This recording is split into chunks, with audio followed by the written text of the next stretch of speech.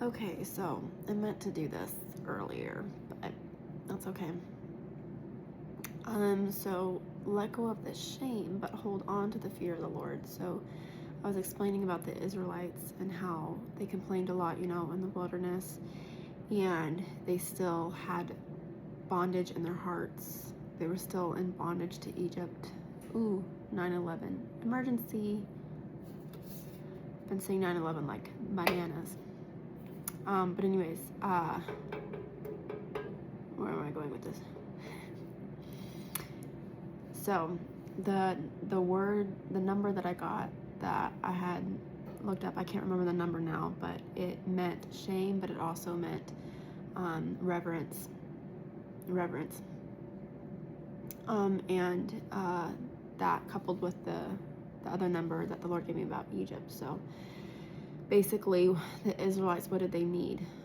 What did they learn to get while they were in the wilderness? To have reverence for the Lord, right? Not to complain, not to give up, not to doubt, right? And that starts not to give into temptation, and that starts with the fear of the Lord. So reverencing, how big God was, and is, right? And then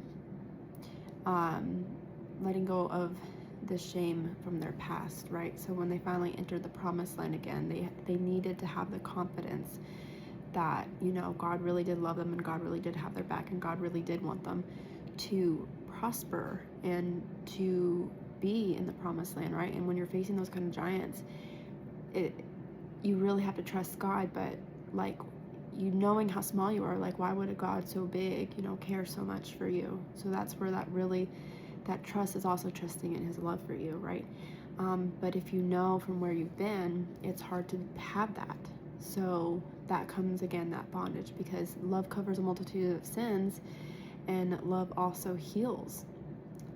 So they needed healing. They needed to receive, just acknowledging how good God really is. And so, and how God really does want to heal them. And so that involves letting go of the shame of the past, right?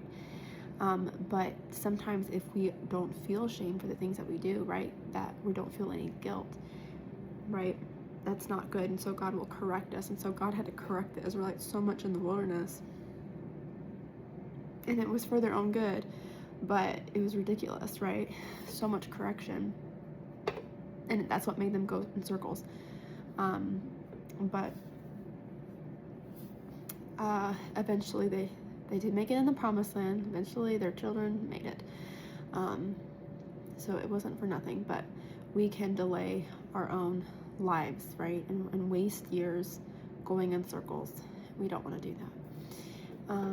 But a big part of that starts in fearing the Lord, recognizing where shame is coming from, where guilt is coming from, recognizing that we are forgiven.